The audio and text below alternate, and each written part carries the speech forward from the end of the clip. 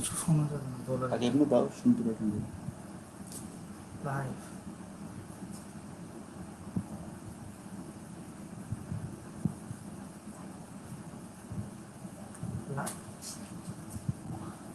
Live বলো, কথা বলো। জ্যাক দিয়েছো? জ্যাকটা হ্যাঁ, জ্যাক দিয়ে দিয়েছো।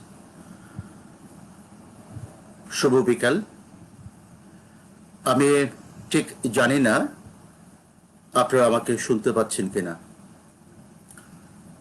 আমি বাংলাদেশের চট্টগ্রাম থেকেই বলছি, কুন্তল বড়ুয়া।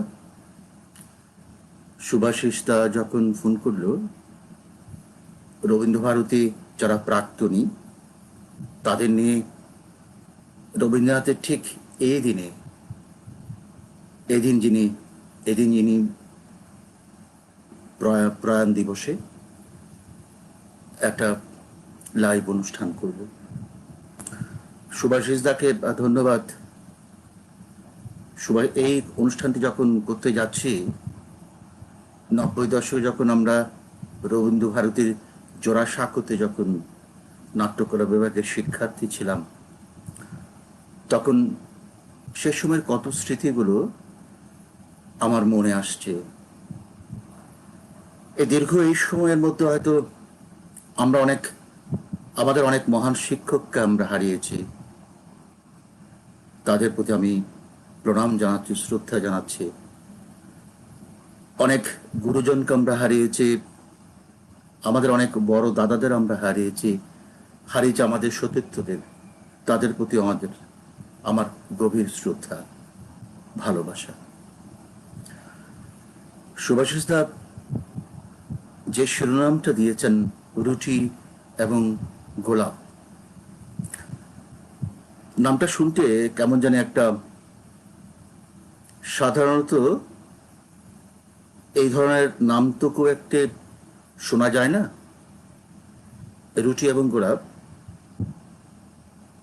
এই নাম শিরোনামে যখন তিনি বললেন যে আধা ঘন্টা ধরে তোকে বলেই যেতে হবে, তখন কত কিছুই ভাবনার মধ্যে এসে ঘুরপাক খাচ্ছে। কি বলা যেতে পারে, কি বলবো, কিভাবে শুরু করা যায়, সমকালীন থিয়েটারটাকে আমরা কিভাবে দেখতে পাচ্ছি বা আমরা কিভাবে করছি, বা রবীন্দ্রনাথ নিয়ে সমকালীন ভাবনাটা কি হতে পারে, কেন রবীন্দ্রনাথ সমকালীন থিয়েটারে আমাদের বাংলার মঞ্চে ফিরে আসছে না। অনেক কিছুই তো আসলে ভাবনা এসে যায়। রুটি এবং গোলাপ, রুটি তো আমাদের 5টি মৌলিক মধ্যে একটা অংশ, খাদ্য।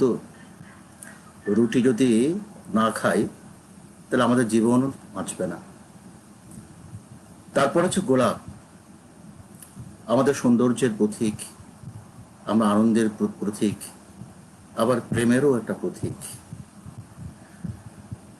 আমাদের খাদ্য যখন থাকবে না, খাদ্য যখন আমরা পাবো না, তখন এই সৌন্দর্যের যে প্রতীকের কথা বলছে, প্রেমের যে প্রতীকের কথা বলছে, সে গোলাপ তখন আর সুন্দর থাকে না। সুকান্ত যেমন বলেছিলেন, ওই চাঁদ জামা ঝলসানো রুটি, ঠিক তেমনি রুটি যখন থাকবে না, আমাদের মৌলিক যে মানুষের জীবন ধারণের প্রধান অংশ তো রুটি, রুটি যখন থাকে না, তখন আর গোলাপ সৌন্দর্য থাকে না। তার শিরোনাম মধ্যে অদ্ভুতভাবে আমার কাছে মনে হয় একটা সমাজ বাস্তবতার কথা আছে, একটা সমকালীনকে তিনি ইঙ্গিত করতে চাচ্ছেন, একটা সমকালীন বিষয়ের প্রতি তার একটা বিদ্বেষ আছে, সমকালীন বিষয় নিয়ে তার একটা রাগ, অভিমান, ক্ষোভ সবকিছু আছে এই রুটি এবং গোলাপ এই শিরোনামটির মধ্য দিয়ে। সে কারণে এই নামটার প্রতি আমার একটা অদ্ভুত একটা প্রশ্ন, যে সাধারণত অন্য কোনো শিরোনাম হলে তো তাৎক্ষণিকভাবে আমরা বলে যেতে পারতাম, রুটির সাথে যখন গোলাপ থাকে, গোলাপের সাথে যখন রুটি থাকে, তখন বিষয়টা, ভাবনাটাও একটু বিপজ্জনক ভাবনা, একটু ভেবে বলার মতো ভাবনা, এই এতগুলো বিষয় কিভাবে আসে বলা যেতে পারে। আবার ক্যাপশনটা হচ্ছে নাটক শুধু বিনোদন নয়। আসলে নাটক কি সত্যি বিনোদন? আমরা যখন নাট্যকর্মীরা, নাট্যযোদ্ধারা যখন আমরা মঞ্চে নাটক করি, তখন দর্শক হয়তো বিনোদনের জন্যই আসেন, পাশাপাশি দর্শক তো কিছু নিয়েও যান, শিক্ষা নিয়ে যান, আনন্দের সাথে সাথে বিষাদও নিয়ে যান।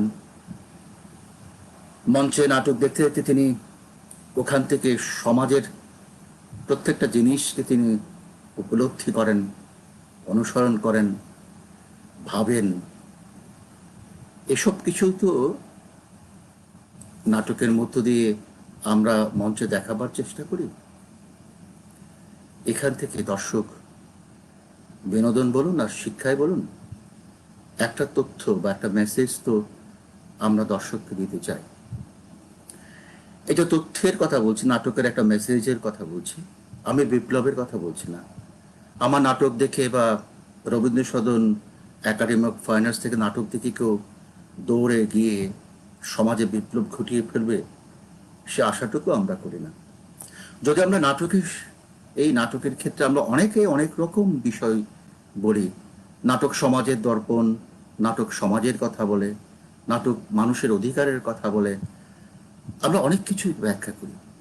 এই যে সমাজের কথা বলছি, নাটক অধিকারের কথা বলছি, মানুষের, আমরা গণতন্ত্রের কথা বলছি, সমাজতন্ত্রের কথা বলছি, সমকালীন নাট্য ভাবনায় কতটুকু প্রতিফলিত হচ্ছে, এই প্রশ্নটা নাট্যকর্মীদের, নাট্য শিক্ষার্থীদের, যারা আমরা নাটক নিয়ে ভাবি বা যারা আমরা নাটক নিয়ে গবেষণা করি বা নাটকে কাজ করছি প্রতিনিয়ত, একটা ভাববার বিষয় আছে।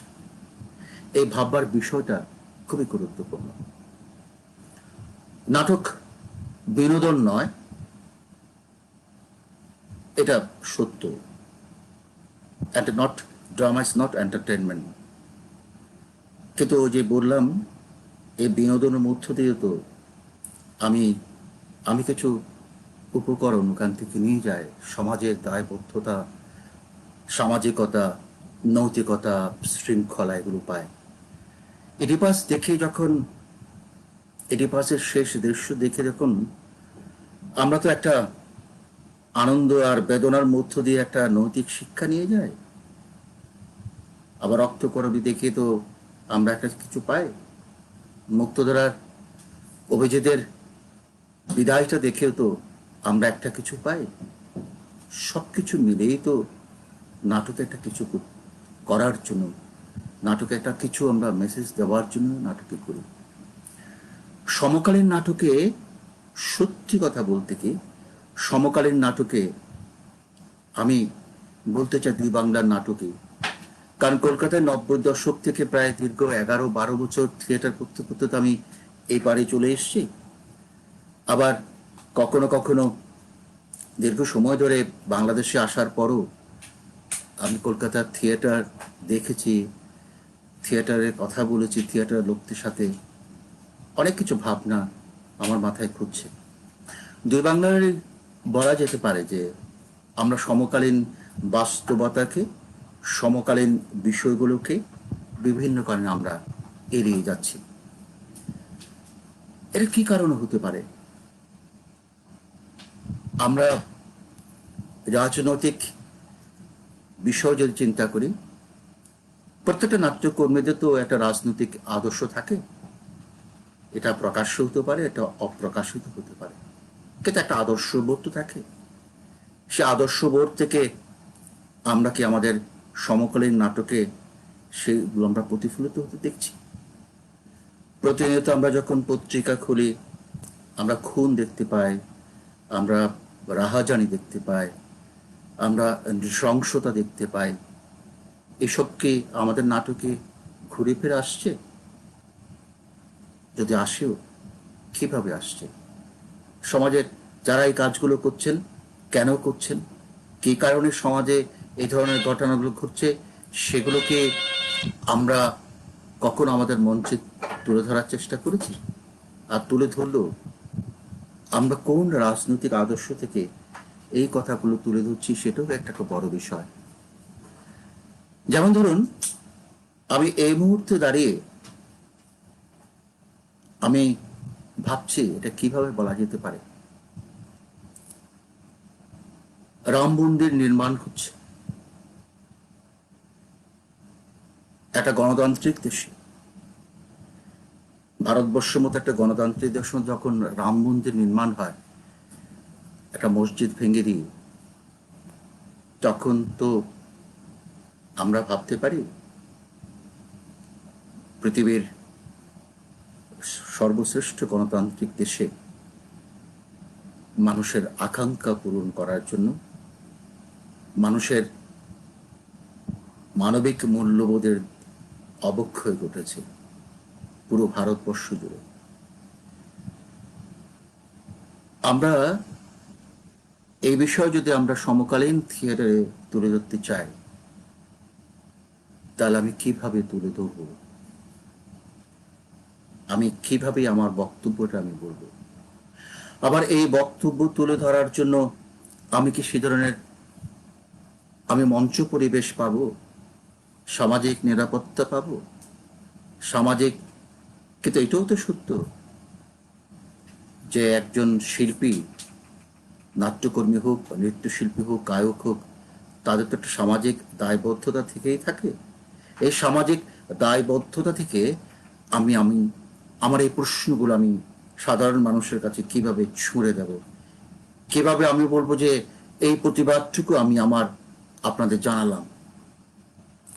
সমকালীন নাটকে দুই বাংলারই আমার কাছে মনে হয় আমরা কোথাও না কোথাও রাজনীতির কাছে আমরা হেরে যাচ্ছি।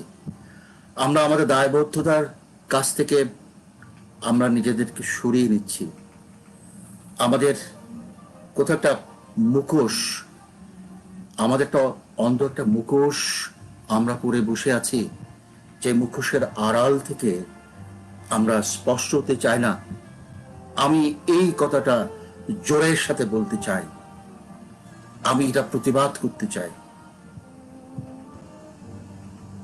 সেটা বোধহয় আমরা আমাদের যে আমাদের অহংকার করার যে একটা জায়গা ছিল থিয়েটারে, শিল্পে, এই মাধ্যমে, সেটা বোধহয় ক্রমান্বয়ে আমরা নিজেরাই হারিয়ে ফেলেছি। আমরা মঞ্চে কি দেখাতে চাই আসলে? কিভাবে সমকালীন মঞ্চে আমি তুলে আনবো আমার সামাজিক বাস্তবতা, আমার শিল্পীর দায়বদ্ধতা, আমার মানবিকতা, আমার এই যে এতগুলো জিনিস আমি কিভাবে আসলে মঞ্চে তুলে আনতে চাই? সারা বিশ্ব জুড়ে যে তাণ্ডব বয়ে চলেছে করোনা ভাইরাস, যে করোনা ভাইরাস মানুষের জীবন আচরণটাকে পাল্টে দিয়েছে। মা তার সন্তানকে জড়িয়ে ধরতে পারে না, স্ত্রী তার স্বামীকে আলিঙ্গন করতে পারে না, পুত্রকন্যারা দৌড়ে এসে তার পিতা মাতা কাউকে জড়িয়ে ধরতে পারে না। আবার বৃদ্ধ পিতা মাতাকে সন্তান যখন রাস্তায় ফিরে আসে, আবার শেষ অন্তিম যাত্রায় যখন কোনো আত্মীয় স্বজন কাউকে খুঁজে পাওয়া যায় না, তখন আমরা নাট্যকর্মীরা কি ভাবছি আমরা কোথায় এসে দাঁড়িয়েছি?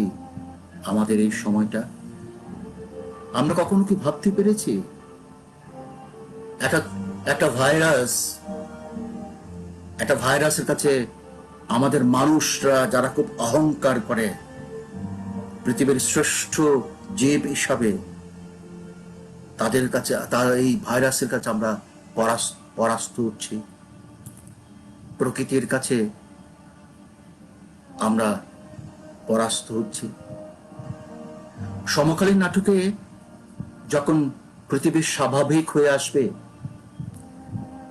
পৃথিবী যখন আবার পাখির কলতানে মুখরিত হবে, মানুষের পদবারে যখন আবার নাট্যাঙ্গন মুখরিত হবে, নৃত্যাঙ্গন মুখরিত হবে, গানের জলসা বসবে, তখন সামাজিক দায়বদ্ধতা থেকে আমি কোন জিনিসটাই মঞ্চে তুলে আনবো?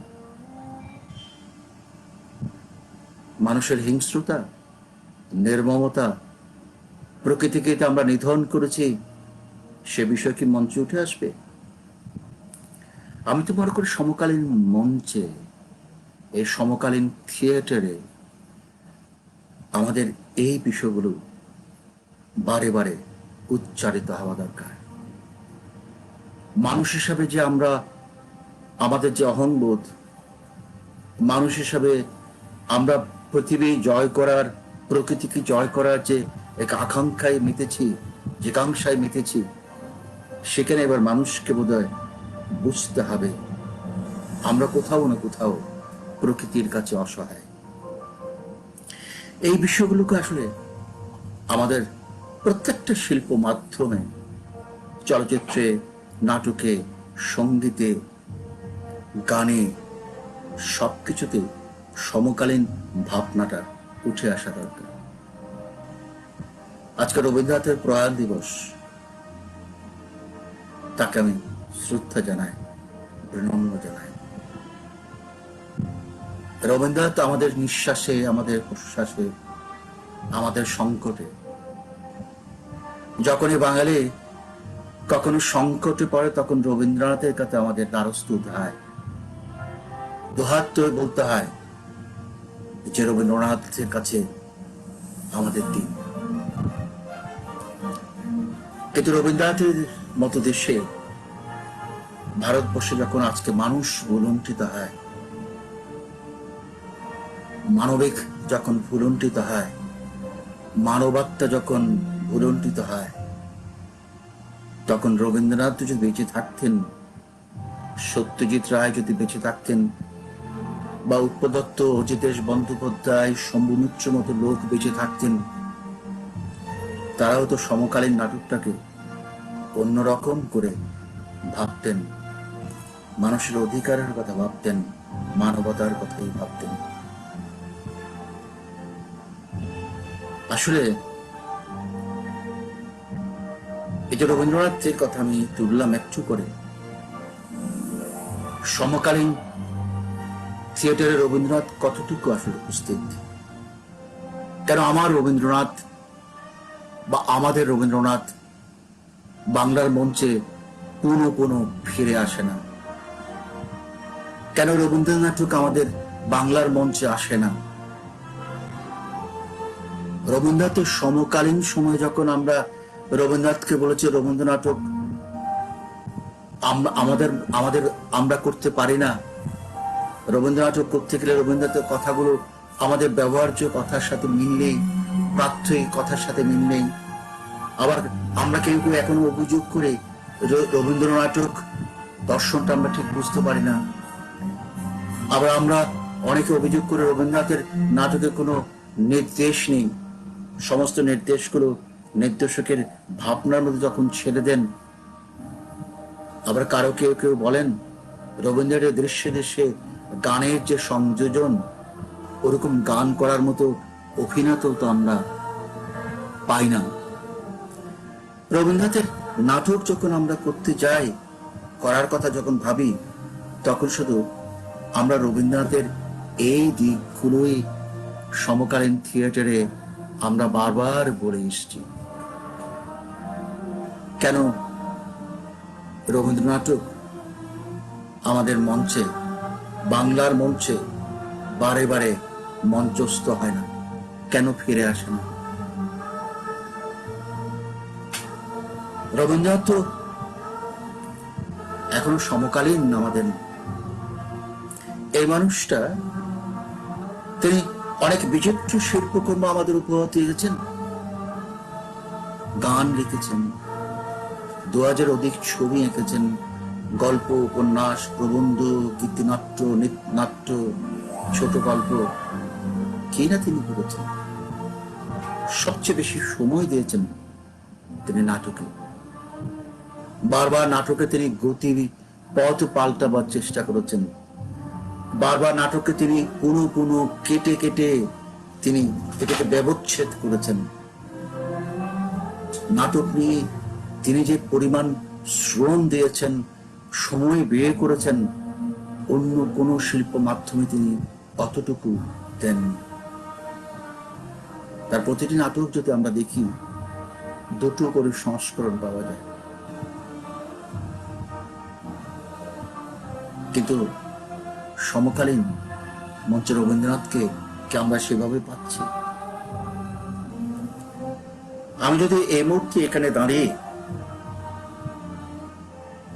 আমি সমকালীন রবীন্দ্র নাটককে আমি কিভাবে দেখতে চাই, কিভাবে করতে চাই, সে ভাবনাটু তো আমাদের দরকার। যেমন ধরা যাক মুক্তধারা, সেই মুক্তধারা লিখেছে তিনি অনেক আগে। তখন তো ভারত বাংলাদেশের ঠিক মাঝখানটায় ফারাক্কা বাদ দেননি, বা বাংলাদেশের অভ্যন্তরে যে একটা কাপ্তাইয়ের বাঁধ, যে বাঁধটা দিয়ে আমরা আমাদের পার্বত্য চট্টগ্রামের মানুষদেরকে দমিয়ে রাখার চেষ্টা করেছিলাম। আবার ভারত যখন ফারাক্কা বাঁধ দেয়, তখন আবার পূর্বাঞ্চল পশ্চিমাঞ্চল জলের অভাবে শুকিয়ে মরে যায়, শস্য হয় না। রবীন্দ্রনাথ তো এই নাটকটা অনেক আগে লিখেছেন। সমকালীন মানুষ হিসাবে, আধুনিক মানুষ হিসাবে যখন আমি এই নাটকটা সমকালীন মঞ্চ উপস্থাপন করব, তখন তো এই দুটো বাঁধের কথা আমাকে মাথায় রাখতে হবে। বিসর্জনের যে অপর্ণা, ছাগো শিশু নিয়ে আমরা অপর্ণাকে দেখি, বিসর্জনে কি শুধুমাত্র ছাগো বলিটা কি মুখ্য, নাকি রবীন্দ্রনাথ এই ছাগো হত্যার নেপথ্যে আরো বড় হত্যার কথা বলেছেন, নির্মমতার কথা বলেছেন? সে প্রসঙ্গগুলো আমরা সমকালীন রবীন্দ্র নাটকে আমরা আসলে কিভাবে মঞ্চ উপস্থাপন করব, সেটাও নিশ্চয় আমাদের ভাবনায় আনতে হবে। রবীন্দ্রনাথ খুব সোজা মানুষ নন, জটিল মানুষ। রবীন্দ্রনাথ কাউকে আগুনে না পুড়ে সোজা আপনাকে হাঁটতে দিতে চান না। রাজা নাটকে যেমন আছে যে আগুনে পুরো পুরো দগ্ধ হতে হতেই সামনে এগিয়ে যাওয়ার কথা বলেছেন। আসলে আমাদেরকে আগুনে পুড়ে পুড়ে দগ্ধ হতে হতে আমাদের একটা নতুন পথের দিকে এগোতে হবে। কিন্তু আমাদের সমস্যাটা এখানে, আমরা আগুনে পুড়ি, আমরা দগ্ধ হই, আমরা তপ্ত হই, কিন্তু কোথাও যেন আমাদের শিল্পীরা, আমরা সমকালীন মানুষরা, নাটকের মানুষরা, আমরা সেগুলো ভুলে যাই। আমরা দগ্ধ হই ঠিকই, কিন্তু আমরা সে দগ্ধতা, সে কষ্টটা, সে হেরে যাওয়ার যে কাহিনীটা আমরা মঞ্চে তুলে আনতে পারছি না, নাটকে পাচ্ছি না, শিল্পে সাহিত্য আনতে পারছি না, চলচ্চিত্র আনতে পারছি না। সেভাবে আনতে হয়তো অনেক আনছেন, কিন্তু সেটা প্রকট নয়, সেটা সর্বজনীন হয়ে ধরা দিচ্ছে না, এটা সর্বজনীনতা পাচ্ছে না। আমরা সব সময়ের কাছে আমরা সবাই হেরে বসে আছি, আমরা সময়ের কাছে আমরা সবাই যেন নতজানু হয়ে বসে আছি। এই নতজানুতা, এই যে হেরে যাওয়ার যে প্রবণতা, এখান থেকে আমাদের শিল্পীদের দায়বদ্ধতা আজ ভুলন্টিত। আমাদের প্রত্যেকটা মানুষের, আর্টিস্টদের তো আমরা কথায় কথায় বলি, আমাদের একটা কমিটমেন্ট আছে, একটা দায়বদ্ধতা আছে। আমি বিনম্রতার সাথে বলতে চাই, আমরা কোথাও আমাদের দায়বদ্ধতা ওদের খুব একটা ঠুনকো হয়ে দাঁড়িয়েছে। রবীন্দ্রনাথ নাটক নিয়ে তো অনেকে বলেন যে রবীন্দ্র নাটকের সংলাপগুলো ব্যবহার্য সংলাপ না, প্রাত্যহিক জীবন আমি যেভাবে কথা বলছি সেরকম কথা নয়, যার কারণে সমকালীন নাটকে রবীন্দ্রনাথ বারে বারে বাধাগ্রস্ত হয়েছে, অতীত হয়েছে। রবীন্দ্রনাথ সমকালীন রবীন্দ্র নাটক খুব যে হয়েছে তা নয়, কিন্তু বর্তমান সময়ে রবীন্দ্র নাটক বিভিন্ন কারণে হচ্ছে না। রবীন্দ্র নাটক নিয়ে সবচেয়ে বড় যে অভিযোগ সমকালে, যে রবীন্দ্র নাটকের সংলাপ, রবীন্দ্রনাথের সংলাপ বলার ধরনটা খুব জটিল। হ্যাঁ, আমরা মেনে নিচ্ছি রবীন্দ্রনাথের নাটক শুধুমাত্র মঞ্চ নাটক ভাবলে তো চলবে না। রবীন্দ্রনাথের নাটক তো মঞ্চের নাটক, সাহিত্য নির্ভর নাটক। এরকম মঞ্চ নির্ভর, সাহিত্য নির্ভর নাটক তারাই লিখতে পারেন যারা কালজয়ী নাট্যকার। রবীন্দ্রনাথ তো কালজয়ী নাট্যকার। এই কালজয়ী নাট্যকারকে তো আমাদেরকে সেরকম ভাবে ভাবতে হবে। যে সংলাপের কথা আমরা বলছি, যে সংলাপ আমাদের প্রাত্যহিক সংলাপ নয়, বা আমার ব্যবহার্য সংলাপের মতো নয়, বা আবার যারা বলছে রবীন্দ্র নাটক যতটা সাহিত্য নির্ভর, যতটা পাঠযোগ্য, ততটা মঞ্চের জন্য খুব অসার। বিনম্রায় বলতে চায়, আমাদের বাংলার রঙ্গমঞ্চেরও সে দৃষ্টান্ত আছেন। সৌম্যমিত্র মহাশয় যখন রক্তকরবী করেন, তখন তিনি প্রমাণ করে দিয়েছেন রবীন্দ্র নাটক মঞ্চের নাটক। রবীন্দ্রনাথের ভাষাটা ঠিক এইভাবেই বলতে হয়। তিনি তো প্রমাণ করেছেন এটা আন্তর্জাতিক মতে নাটক। তিনি রাজা করেছেন, রক্তকরবী করেছেন। এতগুলো নাটক করার পর রবীন্দ্র নাটক নিয়ে যে অভিযোগগুলো আমরা বলি, সেই অভিযোগগুলো কিন্তু খুব একটা খাটে না।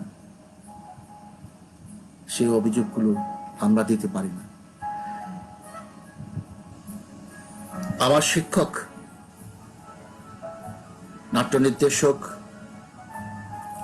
অভিনেতা কুমার রায়, তিনি একবার বাংলাদেশে একটা অনুষ্ঠানে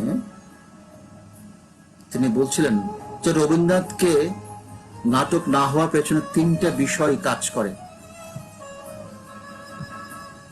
একটা হচ্ছে অন্তরে বাধা, একটা হচ্ছে বাইরের বাধা, একটা হচ্ছে ভালো না বাঁচতে পারার বাধা। উনি বলেন যে অন্তরের বাধা যেটা হতে পারে সেটা যে আমরা রবীন্দ্রনাথের দর্শনটা বুঝতে পারছি না। রবীন্দ্রনাথকে কে বলতে চান, রবীন্দ্রনাথের সুরটা, রবীন্দ্রনাথকে ইশারাটাও তো আমরা বুঝতে পারি না বলে রবীন্দ্রনাথ আমাদের কাছে অন্তরে বাধা হয়ে আছে। রবীন্দ্র নাটককে আমরা যতটুকু মঞ্চে আনার যে চেষ্টাটা না করার চাইতে বরঞ্চ আলমিরাতে বা বইয়ে তাকে সাজিয়ে রাখাটাই পছন্দ করছি। আবার বাইরের বাধা বলতে হয়তো তিনি এটাই বলেছেন যে আমরা লেবেদের থেকে শীততাপ নিয়ন্ত্রিত আমরা যা প্রসিনিয়াম থিয়েটারে যে ঢুকেছি, যে একটা প্রথা তৈরি হয়েছে, বাংলা নাটকের যে একটা দীর্ঘ প্রথা চলছে, সেই প্রথাকে ভাঙার সাহস হয়তো আমাদের নেই। এটা উনি বলছেন বাইরের বাধা। আর ভালো না বাঁচতে পারার বাধাটা হচ্ছে রবীন্দ্রনাথের সামগ্রিক জীবনটাকে, রবীন্দ্রনাথের সামগ্রিক আইডিওলজি বা দর্শনটাকে, রবীন্দ্রনাথের তার সমগ্র সৃষ্টি ব্যক্তিকে আমরা না বোঝার অক্ষমতা।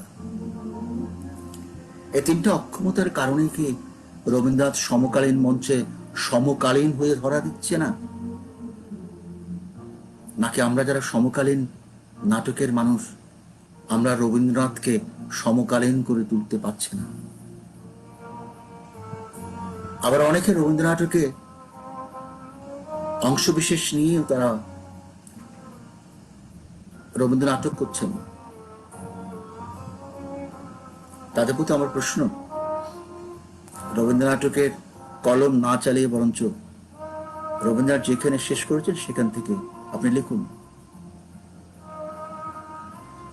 কিন্তু রবীন্দ্রনাথ এত বেশি আমাদের দিয়ে গেছেন,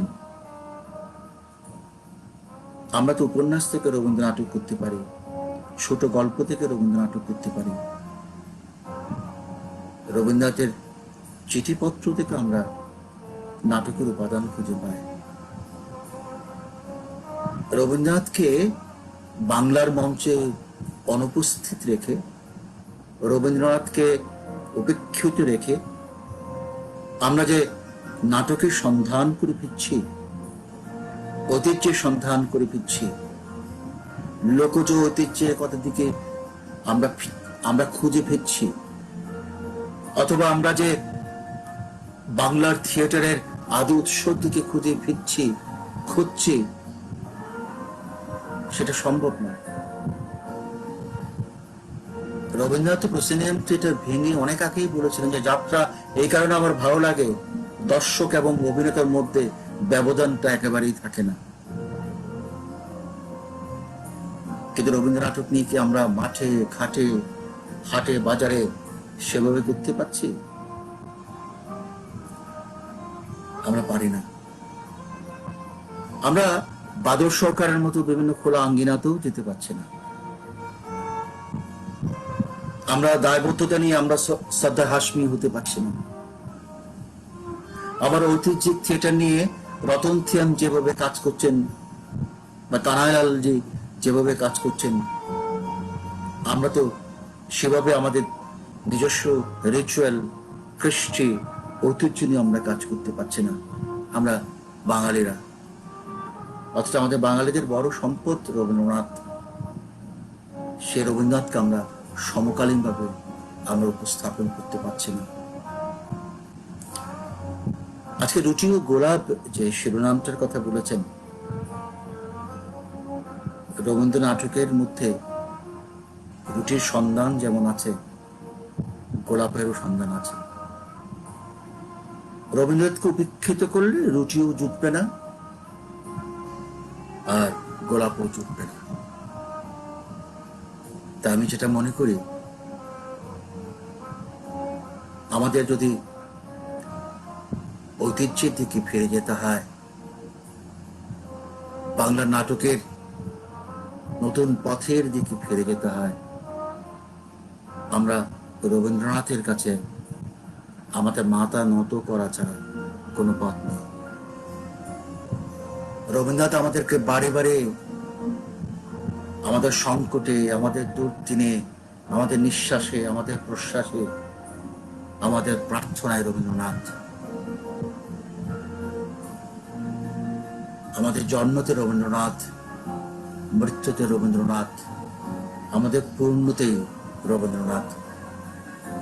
রবীন্দ্রনাথকে বাদ দিয়ে কি সমকালীন বাঙালির কৃষ্টি, সাহিত্য, সংস্কৃতি কিছুই ভাবা যায়? কিন্তু এবার ভাবনায় আনতেই হবে আমাদের, যে সংকট পৃথিবীতে, যে দুর্দিন পৃথিবীতে ধেয়ে আসছে, এখন চলছে, সেখানে রবীন্দ্রনাথকে আমাদের পুনরাবিষ্কার করতে হবে। রবীন্দ্রনাথের সমস্ত কিছুকে নিয়ে আমাদের ভাবতে হবে, তাহলে হয়তো আমাদের মুক্তি মিলবে। আমি এটা বিশ্বাস করি, মানুষের প্রতি বিশ্বাস হারানোটা পাপ। তাই শেষ মুহূর্তে আমি সভ্যতার সংকটে রবীন্দ্রনাথের শেষ বাণীটা দিয়েই শেষ করতে চাই, যেখানে রবীন্দ্রনাথ মানুষের প্রতি বিশ্বাস স্থাপন করেছেন।